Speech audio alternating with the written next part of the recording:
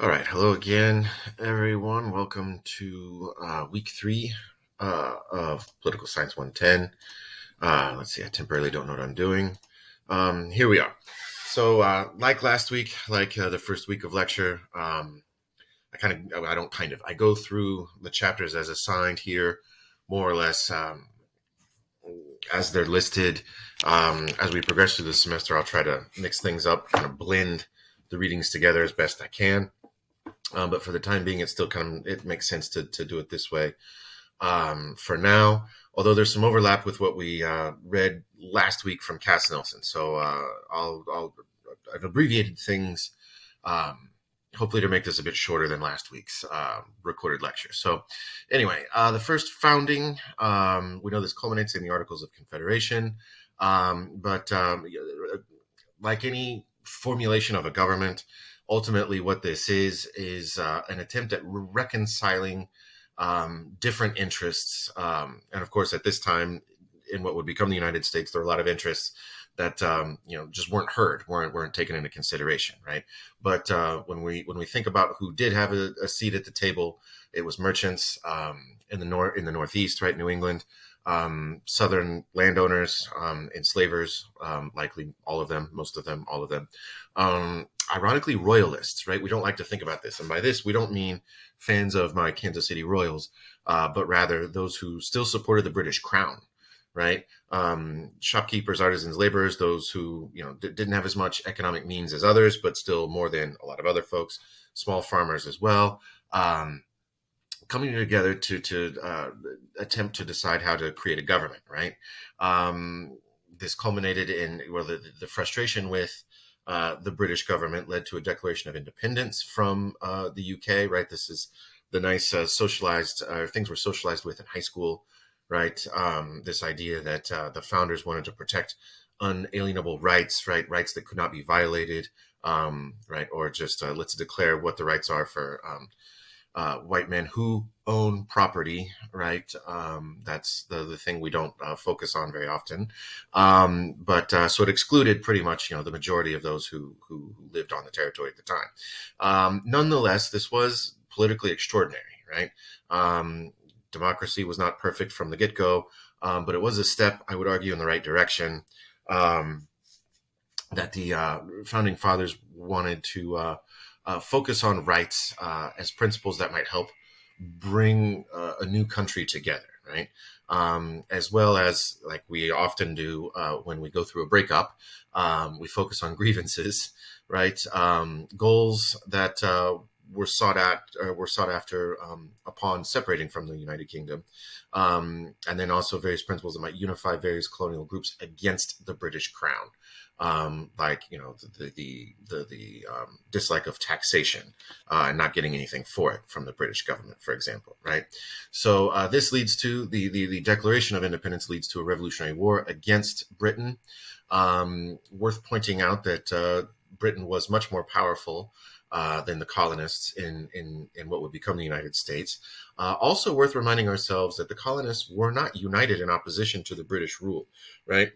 I'm not a historian, but I recall at some point in my academic career learning that it was maybe only upwards of about 30% of people who lived in the colonies who were actually in favor of completely separating from the British crown, right? So again, where we teach ourselves, we socialize ourselves, we tell ourselves every 4th of July that everybody was all excited to get rid of the Brits, and that wasn't really the case, right? History still matters. The revolutionary armies in the colonies prevailed because the war just became too expensive for Britain, right? Which would become a theme. The Vietnam War got too expensive for the U.S. government, right? We could argue that Afghanistan, it got too expensive for the Russians when the Russians invaded Afghanistan, the Soviets in the 80s. Same thing happened to the United States, right? War is expensive, and more powerful armies can sometimes overplay their hand. I wonder if that's going to be the future of Russia and Ukraine. We'll see. But anyway, I'm off topic. The Treaty of Paris granted independence to the United States, formally and officially, and a country was born. Right. I have this set up to go more slowly. Where we in class, I would to talk about the Articles of Confederation, but you read about them in the first round of readings from Katznelson. So this is review at this point, but the Articles of Confederation was the first U.S. Constitution. The United States was made up of 13, in effect, sovereign states with a weak central government, right? What we call states, the term going back to Latin and Romance languages, the word state for most people around the world means country, right? So the United States is a state made up of states, of substates. The problem with the Articles of Confederation, as I tried to stress last week, was that the Constitution that it created, or that it was just too weak. Right, the central government was too weak. It had no standing army. Each individual colony had its own army. There's a very weak executive, and there was no president, as we know the president today, the office. The central government didn't have the ability to tax or spend money. That was all left up to the states. And then, of course, this created problems of international standing because, in effect, the colonies had their own foreign policies. So that meant that other European powers could play colonies against each other. Right? France could try to suck up to certain colonies and not others to destabilize the central government. Right? So, and then beyond that, I mentioned this last week. The text made this clear too. Unanimous agreement was required to really make any decision whatsoever. And we know that unanimity is less and less a reality in the United States, and it was a pipe dream from the beginning too. So the failure of the Articles of Confederation that were drawn up in 1777, I believe, led to the Constitutional Convention, again, that you read about twice over, and a constitution with 7 articles, a rather short document comparatively. I doubt you've read constitutions from other countries, but really the newer they are, the longer they are. And the United States Constitution is really the first one drafted as such to be a constitution that is still in use today, right? Which is a testament, I think, to its durability and to U.S. democracy. Again, flawed as it has always been from the beginning. But the first 3 articles outline the structure and power of the Congress, the President, and the Supreme Court, the legislative, executive, and judicial branches of government. And then the others relate to questions of national power, how to amend the document, and how to ratify it, right? So 7 articles in total. It's pretty short. I'll say a few things quickly about the most important articles in air quotes here. They're all important, of course. But Article 1, the first article of the Constitution, sets up Congress, right? The legislative branch. It's a bicameral system. Camera, going to the Latin, means chamber. So, there are 2 chambers or houses of the U.S. Congress, the House of Representatives and the Senate. You should know that by having gone to high school, I would hope, and even before high school, you should have known that. Article 1 has what we call the expressed powers of government that are specifically stated in the Constitution. These are the things that Congress must do, like declare war and such, which hasn't happened in quite a while. So over the course of the semester, we'll talk about how these expressed powers don't always work out in practice as the Constitution would like them to. The necessary and proper clause is called the elastic clause, described in the Lowy text. This is basically just a nice way of the Constitution providing Congress the authority, the power to make all laws necessary and proper to carry them out.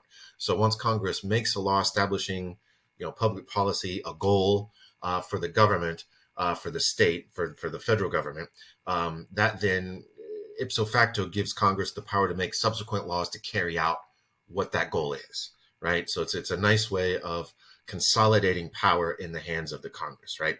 And a lot of people in my line of work will tell you that the fact that such power was granted to Congress in the first article of the Constitution should lead us to believe that Congress should be the most powerful branch of government. We'll talk about checks and balances here in a sec, but I think ideally Congress, being the true representative more directly of the people, especially the House of Representatives, really Congress should have more power than the executive or the Supreme Court for that matter. But anyway, we'll talk about how. That's the purpose of this class, is to think about how the 3 branches interact. But again, Congress consists of 2 chambers. The House of Representatives, members there serve 2-year terms. So the entire House is up for re-election every 2 years. Senators, of which there, you should know this, 2 from each state, right? Senators serve for 6-year terms. That's just how it works. We'll talk more the details of why this is important when we get to the week on Congress, which I think is week 5 on the syllabus. But the legislative branch was designed to, again, contribute to government power, obviously, promote popular consent for the government, because, again, this is the branch that most directly represents the people. And because it's got the 2 chambers and because the terms are different, how long they serve, the idea was that the founders wanted to place limits on popular political currents, right? Congress is not supposed to just make snap decisions and change on a whim just because the people want it, right? This is one, the fact that this is a bicameral legislature, and its term, the terms are staggered and such, is really meant to temper the will of the majority, right? Which was an important thing to think about in last week's readings and lecture, right? So, excuse me, my wife has the virus right now, and I might be coming down with it. So, pardon my sniffles. But anyway, that's the legislative branch. Moving on to Article 2, this maps out the executive branch, right, which is, of course, led by the president. But what it does is it provides for a more independent, stronger, and energetic executive than in the Articles of Confederation, which, again, didn't have a figurehead like the president, had a very, very weak executive, and gave too much power to the states, right? So, but we know today the president is the commander-in-chief of the military, the chief executive, right? An executive is to execute laws, right, to carry them out. The president is also the country's chief diplomat, right? The highest representative of the United States abroad at any given point in time is whoever the president is at that time. Other powers include, and this gets into the question of checks and balances and such, but other powers that the president has is to nominate executive and judicial officials. So there are a lot of political appointments that occur anytime there's a change in presidency, all throughout the executive branch. And then judicial officials, whether that's from the Supreme Court on down through the hierarchical federal executive or judicial branch, the president appoints judges or justices to the bench. They're then confirmed by the Congress, and they serve for life. But all presidents leave their mark on the judicial branch in that way by appointing judges. Presidents are, of course, indirectly elected through the Electoral College, which I talked a bit about last week, and we'll talk about again when we get to the week on the presidency, which I think is the week, logically, after the week on Congress. So let's move on to the judicial branch. And I am trying to go more quickly than last time. Hopefully this will be better for all involved. The Constitution creates a Supreme Court. All other courts, and I think I stressed this last week, all other federal courts were created by Congress, right? And that's there in the Constitution. The Constitution creates the Supreme Court and leaves the door open for Congress to create a hierarchical judicial system that we have today.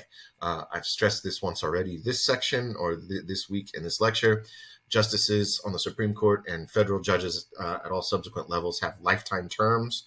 So they're nominated by the president, confirmed by the Senate, and they serve until they retire or die. The Constitution does not provide specifically for what we call judicial review. And I'm not going to dwell on it now. In semesters past, I have, and I waste too much time on it right now. I won't do that. But this is an important concept in a democracy, judicial review, because it's the power of the courts to declare or to evaluate, decide, and then declare actions of the legislative and executive branches as invalid or unconstitutional. We'll talk about how this came about. The Supreme Court, in a decision in 1803, in effect, gave itself this right constitutionally. It's never been questioned. And other countries down the road that have written constitutions since the late 1700s often have created judicial review within their constitutions, right? I do think it's important for a judicial branch of any political system to have the power to evaluate the constitutionality of the decisions made by other branches of government, right? That's me. I do have a law degree. It's from Spain, but I have I think I have a good understanding of how democracies are supposed to work, and I am a fan of judicial review. even though I might not always be a fan of who the judges are, the justices are in the Supreme Court. I trust the institutions, I trust the system. But anyway, Articles 4 and 6 deal with national unity and power. Article 4 here, for example, provides reciprocity among the states. These are things that, make your California driver's license valid when you cross the state into Nevada, things like that. This is reciprocity. States need to recognize what other states do, right? That was recognized early on in this new federal system.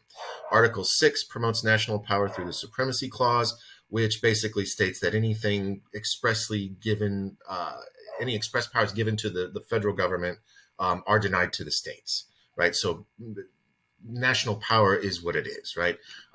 Subsequently, the Bill of Rights, I mentioned this last time around, 9 and 10, Amendments 9 and 10 in the Bill of Rights to the Constitution, reiterate this point that whichever powers are not explicitly given to the federal government are left to the states to decide, right? So there we are. Let's talk about the importance of separation of powers, right? This gets to the notion of checks and balances among the three separate branches of government, which are the ones we've just considered, the executive, legislative, and judicial branch. They all have different sources of power in practice. I mean, the source of their power is the Constitution in and of itself. But they have different power and authority over the other two branches, right? And this is what we call the notion of checks and balances. Separation of powers first, divide them up into the three branches, and then provide them constitutionally with checks on the other branches, right? That's how this works. I'm not going to read through all of this stuff here. This is explained pretty well in the Lowy text. If you have any questions about this, please feel free to bring them up in the face to screen lecture that we'll have. But you see here, the legislative branch passes laws that the executive must enforce, but can also veto, right? The executive has veto power, just as the judicial branch has the power to determine the constitutionality of laws. So just because the legislative branch passes a law, the executive signs it into force. If it's determined unconstitutional by the judicial branch, that's a pretty important check, right? So the executive can check the legislative branch with a veto or not, and then the judicial branch can decide whether that law is constitutional or not, right? The executive branch appoints members to the judicial branch, for example, and then it's up to the legislative branch to confirm those presidential appointments, right? So again, I can give you lots more of examples. There are examples in the texts of how this works, but each branch has important oversight, we'll say, over the other two branches.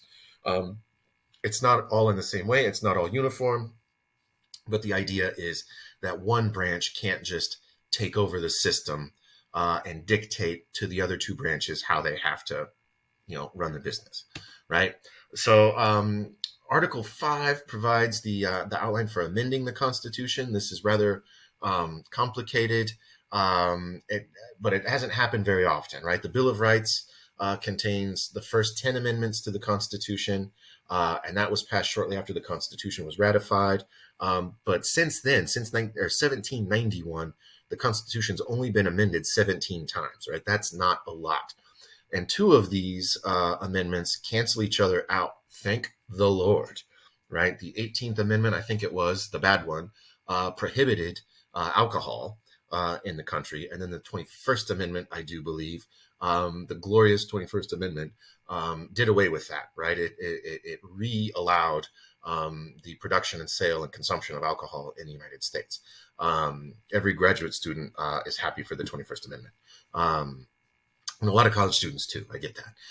The remaining 15 amendments can be broken down into three basic categories: expansion of the electorate, change in election law, and expansion or limitation of government power, right? So what do we mean by expanding the electorate? Well, after the Civil War, allowing, even though this didn't happen in practice, allowing emancipated African Americans to vote, men, of course. It wasn't until 1920 that women were given suffrage, but that's what we mean by expansion of the electorate. Or 1971, was it, that I forget, one of the last amendments lowered the voting age from 21 to 18 as a consequence of the Vietnam War, right? The government was drafting people to go serve, and it was difficult to draft people between the ages of 18 and just up to 21 below, to draft them, make them go to war, and not allow them a vote, right? So that's what we mean by expansion of the electorate. Change in election law, like we used to not directly elect senators. I forget which amendment that was, but it used to be that state legislatures appointed senators to go to Washington, D.C. and serve in the U.S. Senate. That's done away with. We now directly elect senators, which I think is a good thing. And then expansion and limitation of government power. Just again, either an amendment giving the federal government more authorization to do certain things or limiting certain government powers, flipping the coin. The last article, the 7th article of the Constitution is the shortest. It just basically says how the Constitution will be ratified. It's really, once the Constitution was ratified, it became a moot point. Once 9 states ratified the Constitution, there it was. It came into force for the entire government, or for the entire country.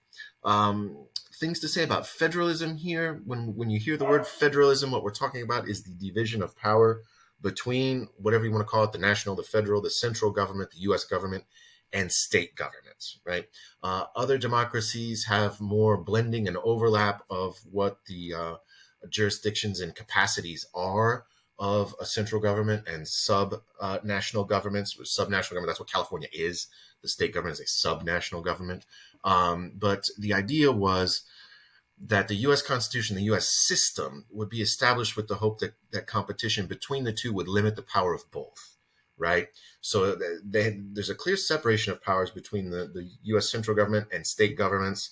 They're not always on the same page in every way, shape, or form. But the idea is that, again, this would help control the will of the majority by having different policy-making bodies with different types of authorities, would prevent any one of them running roughshod over the voters, right? That's how that works. I mean, really baked into U.S. government is the notion that no one body of government should be able to just do as it pleases over the wishes of other bodies within the government, right? And really the nature of this gets back to the failure of the Articles of Confederation and the fight for the ratification of our Constitution as we know it today. And I mentioned this last week, I do believe.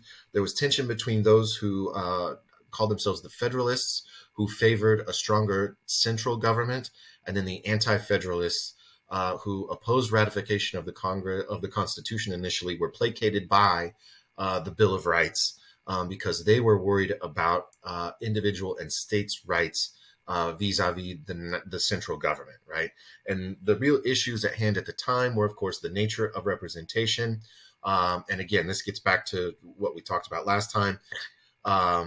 Should the houses of government, or the chambers, right, the House of Representatives, the Senate, should they be made up based on population within a state? Should all states have the same type of representation? Again, the constant fear was the tyranny of the majority. The Anti-Federalists were particularly worried about that. And then, of course, the scope and location of government power, governmental power in D.C., right? Or the first capital was not D.C., but the scope and location of U.S. governmental power, and then how that related to state power. And then to avoid another conservative government. And I put conservative in quotes here because I don't mean it as how we use the term conservative to talk about conservatives or Republicans today in the United States, but conservative in that too limited, right? Conservative, by definition, can mean opposition to change. And the founders did not want to create another government that was too unable to adapt, too unable to make decisions, too conservative in that regard, right? So there it was. That's more or less the Lowy chapters in a nutshell here. Let's shift gears and move on to Katz-Nielsen. The 2 chapters I had you read here. I find these 2 to be among the most interesting. I do like the first chapter on the Titanic, but this chapter, when I first read this book about 10 years ago, really gave me a lot to think about And well, I won't tell you how I came about finding this book, but it was random. But I had never really thought about the relationship between capitalism and democracy in the way that Katznelson lays it out. And by the time I first read this book, I was finishing my PhD in political science, right? But let's ask the question here. We can talk about this when we get together. What is capitalism, right? This is a pretty straightforward, pretty dry, very analytical, very empirical definition, right? The system based on private ownership of the means of production, on wage labor, and on production for the market. Pretty straightforward, right? I think that's difficult to agree with. I think it's also difficult to disagree with um, this statement also from Katznelson that it's dynamic, productive, innovative, and efficient. Um, I'm sure I mean, we all have differing relationships with thoughts about capitalism. Some of us probably love it.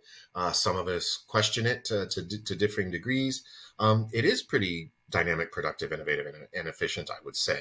And I would also add, this is me talking, not Katznelson. It's another form of who gets what, when, and how, right? Um, who gets what, when, and how can often depend on, how much of the means of production they control, how much wealth they have, their access to the market, their ability to earn more money or not, right? That's pretty fair, I think. And then the following thought that I had is it a competing or complementary form of the question, right? When we compare capitalism and democracy, and this quick and dirty definition of who gets what, when, and how, right? So, do capitalism and democracy complement each other, or they're in competition, right? I don't have an answer to that question, but I think it's an interesting one, and it's one that we could talk about again when we reconvene. Continuing with this theme here, what are some of the dilemmas of the marketplace that Katznelson identifies, right? Capitalism's volatile, right? Many of you probably, while you were rather young, especially those of you who were born in and grew up in California, might have been pretty negatively affected. You might have suffered in the aftermath of the 2008 financial crisis.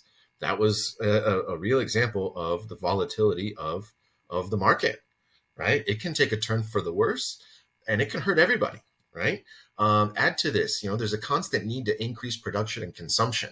Unfortunately, or fortunately, when economies don't grow, when capitalist economies don't grow, the effect is often deep negative contraction, right? And when an economy shrinks, that's not good. It's not good for investors, and then the trickle down effect there is it's not good for consumers either, right? But as long as the economy constantly grows, then most of us are pretty happy, right? We tend to think that economic growth is the national progression of things, but it's not always, right? Again, because they're volatile. We also need to keep in mind, and this is where some of our real capitalist loving friends might want to mentally check out. I don't know, but when you think about the fact that a capitalist economy, it can exist theoretically, but in practice, it exists in a geographical physical place, right? And geographical physical places around the globe have finite resources and increasingly fragile ecosystems, right? I'm not trying to go left wing Greenpeace hippie here, but that's a fact, right? I'm a firm believer in this finite resources and fragile ecosystems. What capitalism it does in its aim to constantly grow is that it's very there's a great word in Spanish, cortoplacista. It's very short-sighted. I guess that would be the word in English. Capitalism itself doesn't have opinions, but those who operate within a capitalist system do, and those who choose to focus on short-term economic growth over longer-term ecosystemic health of the country. I think we're starting to see now in the 2020s that things have to change more than they have thus far, right? Another dilemma of capitalism here is what we call externalities. I have a short clip here, this hyperlink, which you can't click on in the video, but you can in Canvas. We'll take you just to a very short clip from a documentary called The Corporation. It's about corporations and power. But there's a discussion of externalities, which is described in the Katznelson text more or less as the consequences on third parties of decisions, business decisions made by two other parties, right? So by what we mean here, and the link will explain this better than I will quickly and dirtily right now. But let's just say, two companies agree, one company agrees to buy a bunch of paper from a paper producer, and that paper producer needs to pollute the environment to make the paper to sell to the company that does other things with the paper. The environment becomes negatively affected by the externality of dumping pollutants into a river, right? That's what's described in the clip, as I recall. But anyway, there can be externalities, in a loud conversation between two people at a restaurant that interrupts your meal. You're the victim of an externality, right? I'll even go simpler than that. But that's a reality of capitalism, right? Decisions made between two parties that affect a third party. Ideally, you have a government to step in, a democratic government, to make decisions to limit negative externalities.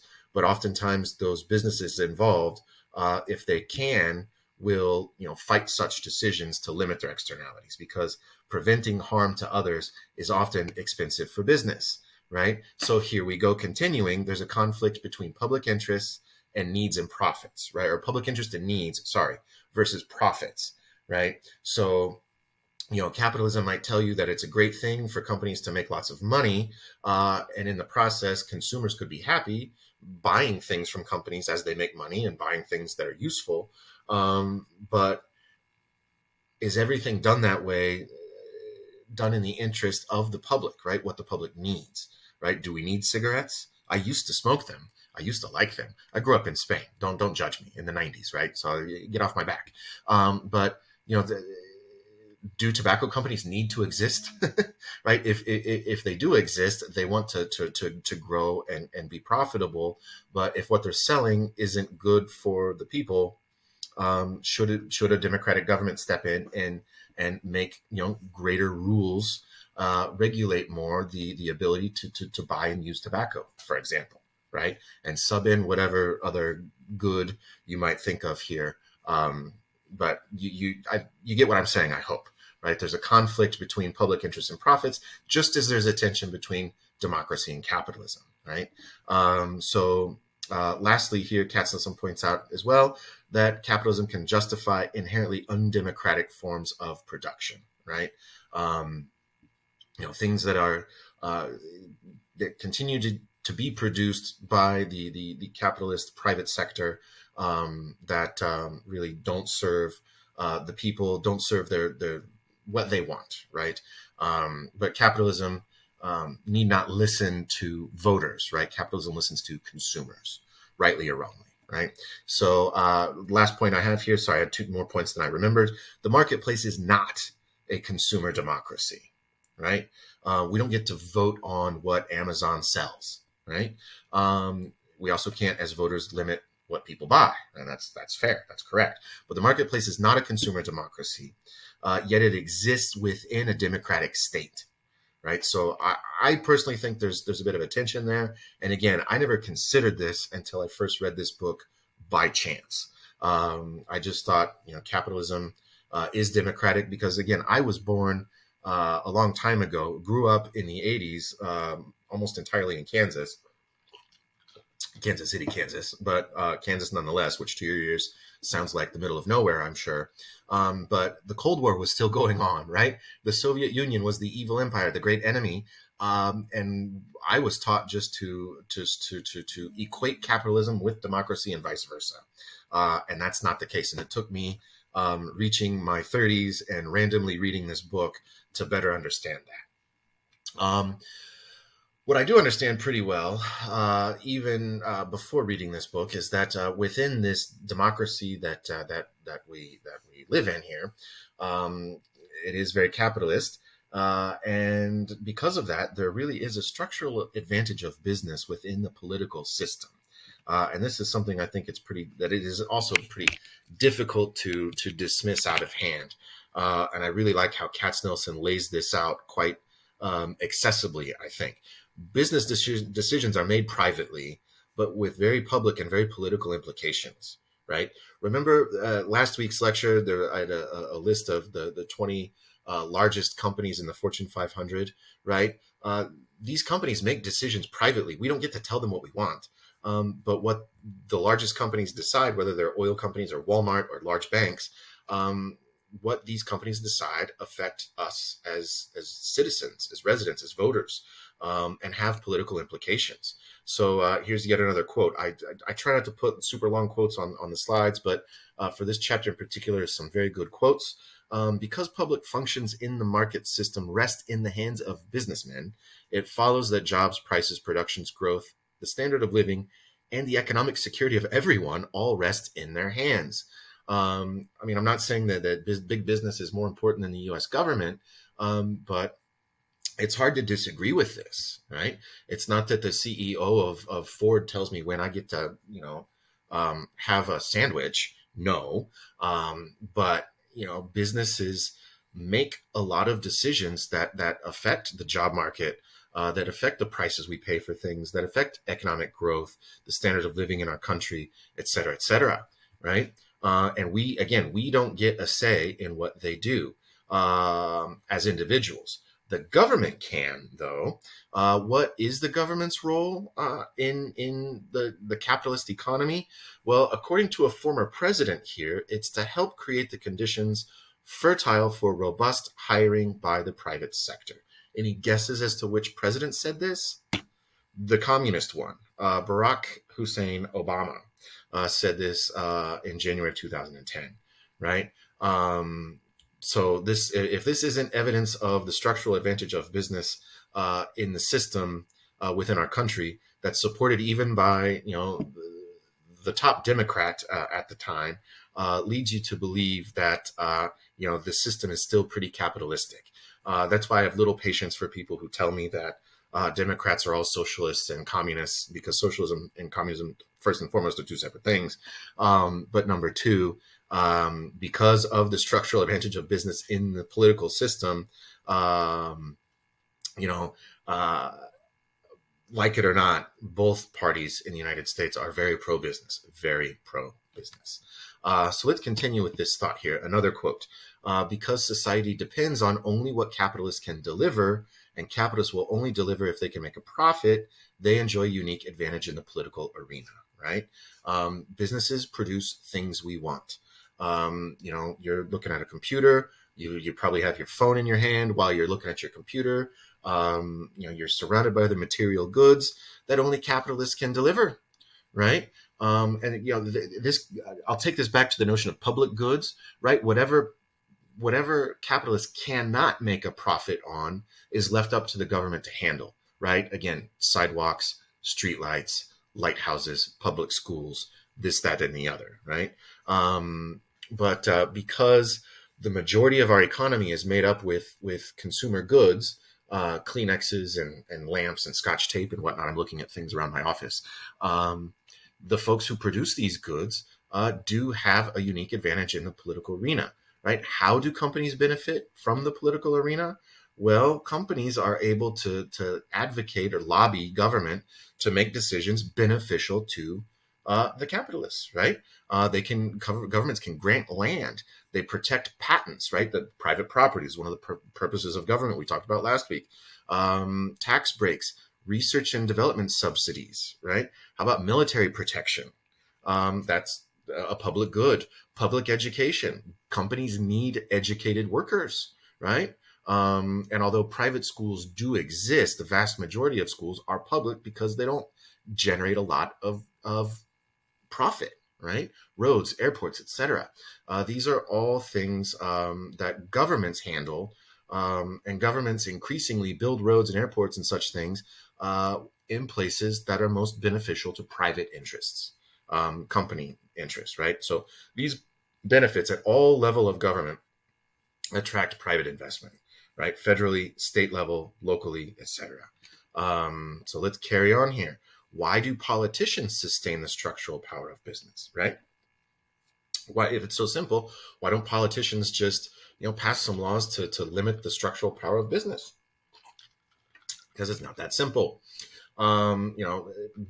Politicians, and by extension governments, need businesses to generate revenue, right? Whether that is taxing businesses, which increasingly happens less and less, but also think about all the crap we buy. We pay sales tax, right? There are just a lot of ways that what businesses do help generate tax revenue for governments, right? How about electoral responsiveness, constituents' well-being? The fact of the matter is, enough of us do not complain to our elected officials about the structural power of business.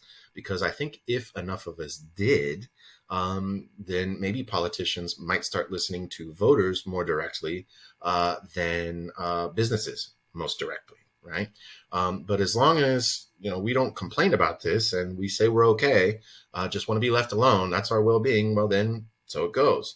How about campaign donations? Remember, I had a slide in last week's collection too to get you to think about the role of money in politics, right? Businesses donate a lot more to campaigns and to parties and to non-aligned groups that are very active in politics than individuals. That's just a fact, right? So that helps serves to explain why politicians listen more to businesses than to voters. Can business interest be thwarted? This question was asked very bluntly in the Katz-Nielsen text.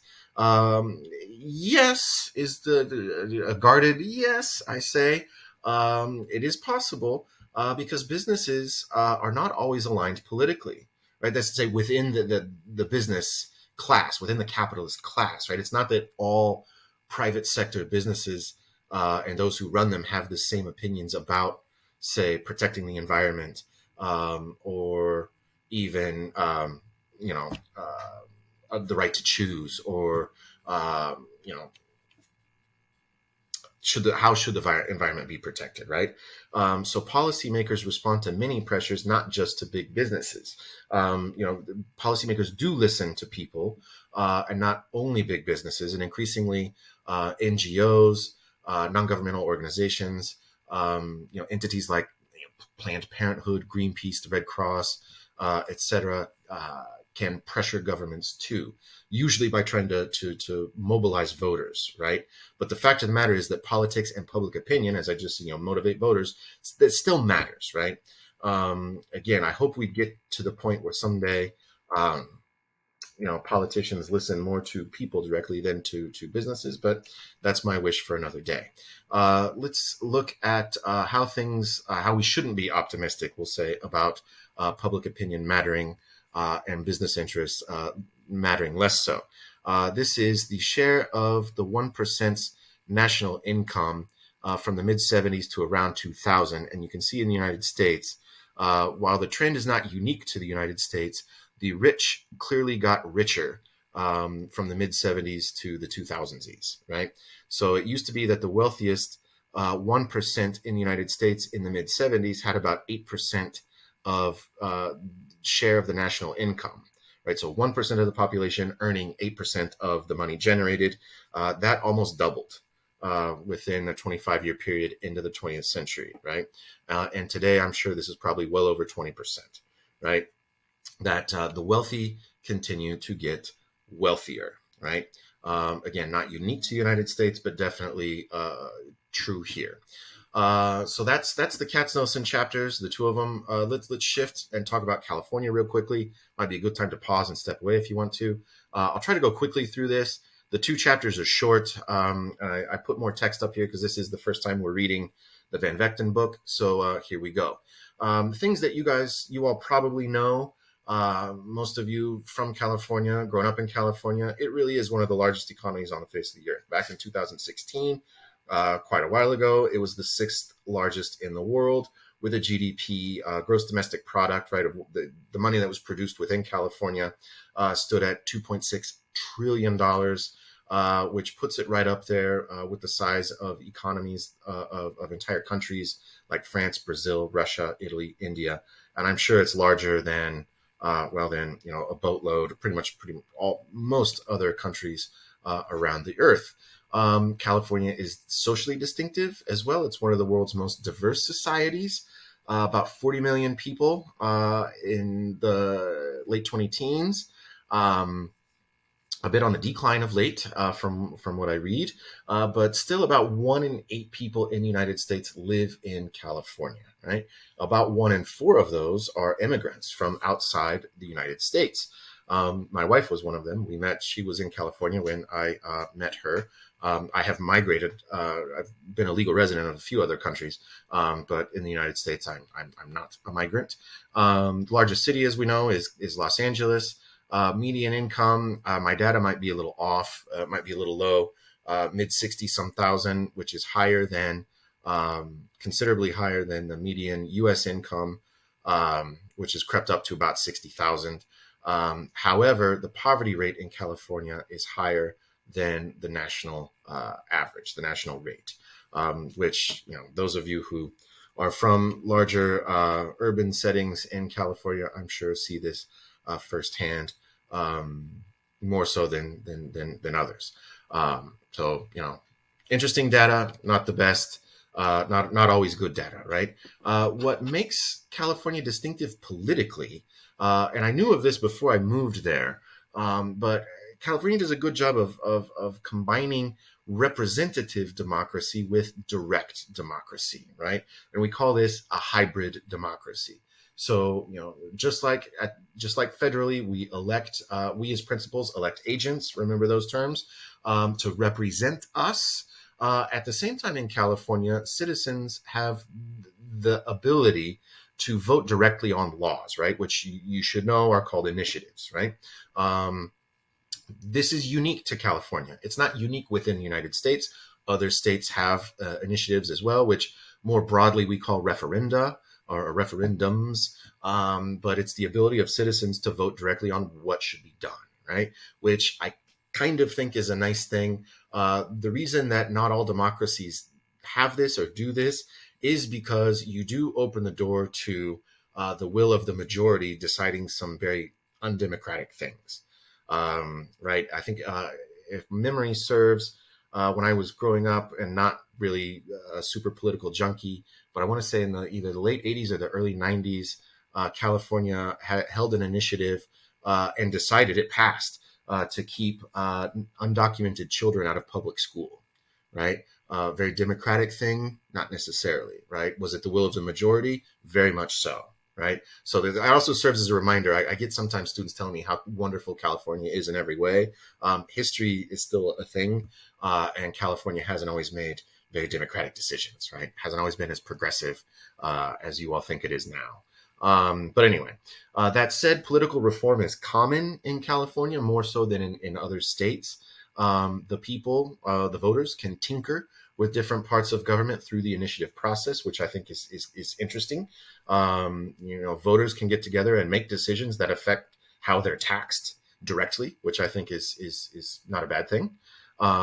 People can decide to set term limits for politicians, which, depending on the context, I'm all for. California's, you've changed the way you vote in primaries. You've legalized consumption of cannabis through an initiative, so it's not all bad. If you know what I mean. But again, some states don't like initiatives or referenda. Again, because there's that threat there that the will of the majority is going to make decisions that the powers that be won't like. But anyway, shifting gears here to think about California history into the second chapter, I believe we're into of Van Vechten here. Early history is still evident in today's politics, right? This independent spirit fostered by relative isolation, blah, blah, blah. Vast natural resources, that's true, fed about the future and promise of a better life. That's how, what drew people to California in its early days and even today. What drew people from within the United States, 150 years ago, it's what draws immigrants to California today. Now, this promise was not accessible to everyone. Of course, Native American populations were heavily displaced. If you know your Humboldt County history, more about this than I do. But right, forcing Native populations off the land to serve the purposes of overwhelmingly white settlers, very much a reality. Marginalization and discrimination against Asian Americans, or Asian immigrants and Asian Americans. I'll say more about this in a minute. when I get to the next hyperlink. And then boundaries established that are still relevant today. Roads, county, city names reflect the European influence from the Spanish, who were the first white Europeans to arrive to what would become California, and kicked off the decimation of Native American and indigenous populations.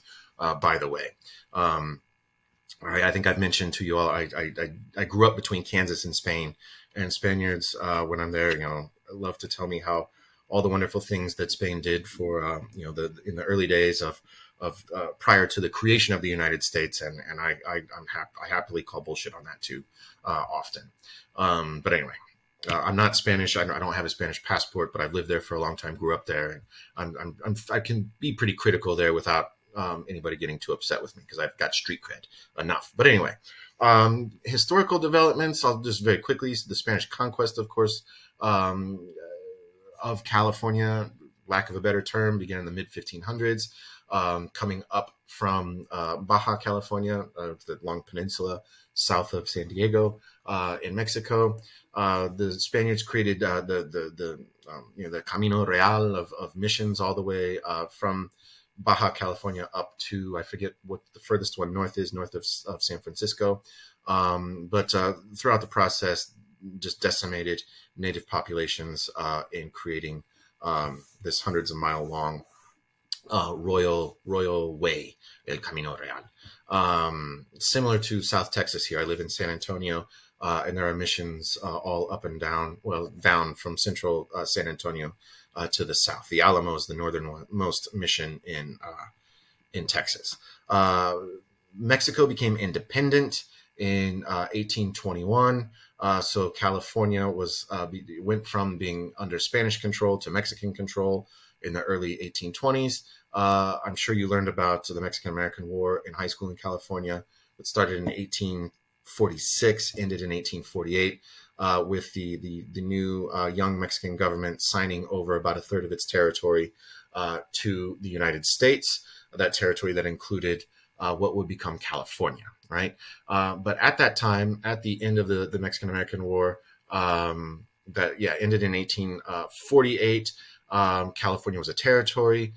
Gold was discovered in 49, hence the San Francisco 49ers, right? That led to a massive influx of migrants, right? Of people seeking gold in California.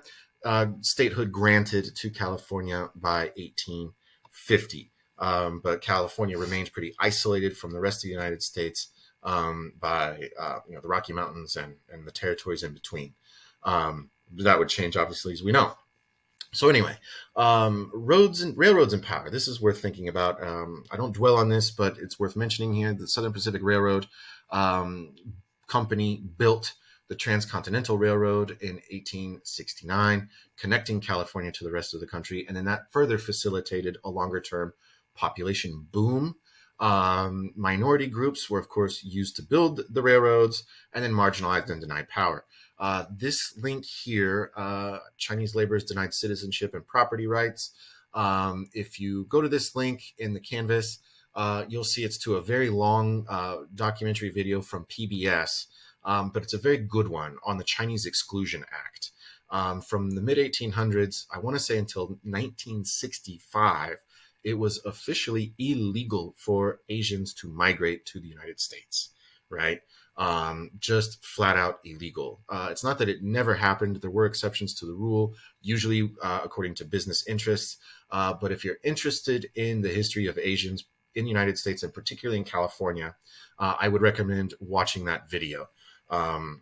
It was made, I think, at least released in 2018, and I've used snippets of it in class several times. Eureka, California there gets a quick mention as well, and not for the right reasons. Actually, Eureka hardly gets mentioned for the right reasons, even today. But jokes aside, have a look. It's an interesting documentary. But anyway, Southern Pacific, the SP owned or controlled virtually all major industries in California. And thanks to that structural advantage of business within the political system, S&P, SP controlled, air quotes, politicians in the state of California as well, right? So Again, there's this structural advantages of a structural advantage of businesses within the political system is not new. Um, Jumping ahead here in the run up to World War II, the entire country, but California as well, suffered from the Great Depression. This, though, and the rail lines led to a further wave of migration, particularly from the Midwest, because of the Great Dust Bowl. That took place, coincided with the Great Depression in the 1930s. Very well known author who you've probably not ever heard of, first American to win a Nobel Prize. He was a socialist. Sinclair Lewis ran for governor in California, or well, was nominated for governor in 1934. I believe lost the election, but on an epic campaign to end poverty in California. Sounded very leftisty.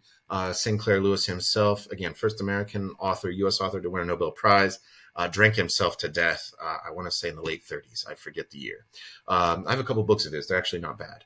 But again, apparently not a great guy. Not because of the drinking, not because of the socialism necessarily, but anyway, I'm kind of a fan of his work.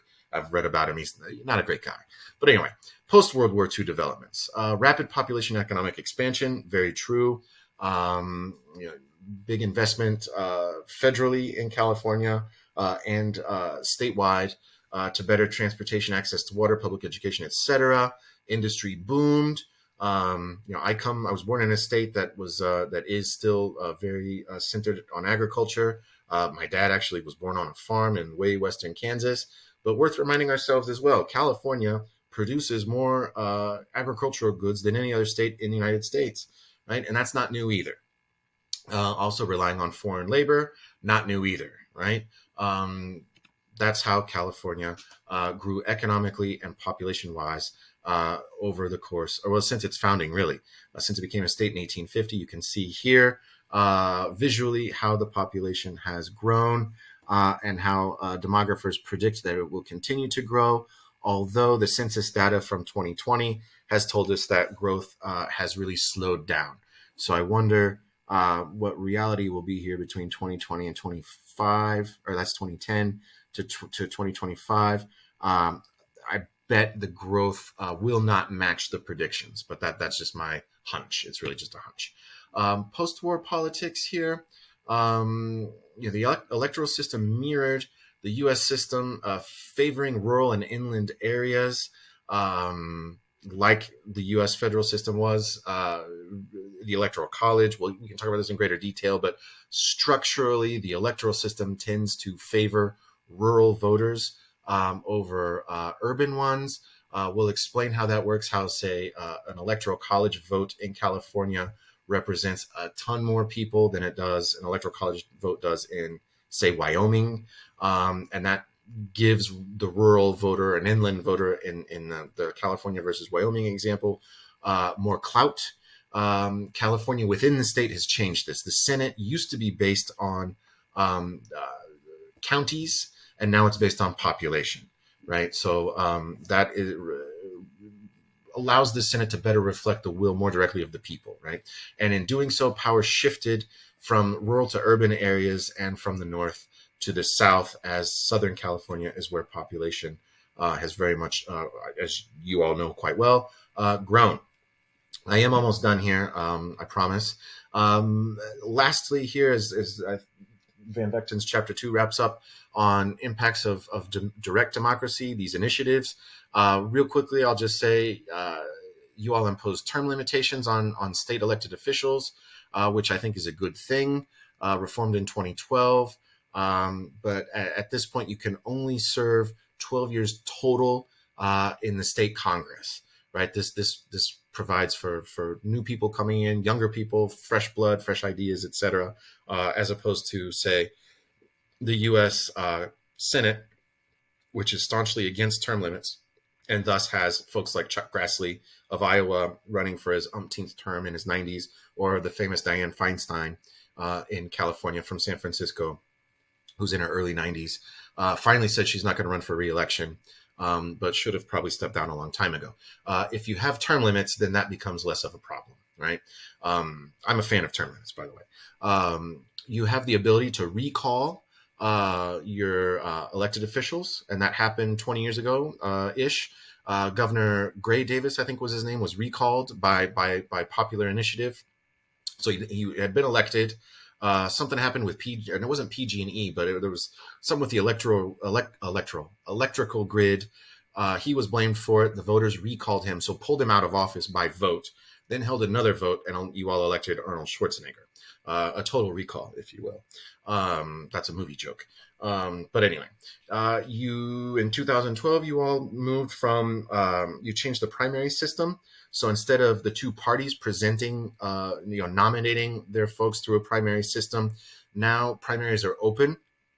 And when Californians vote in a primary, the top two vote getters go to a runoff, which I think is pretty cool. They can be of the same party, and they can be of parties that aren't the Republicans and Democrats, right? Which I think is pretty cool.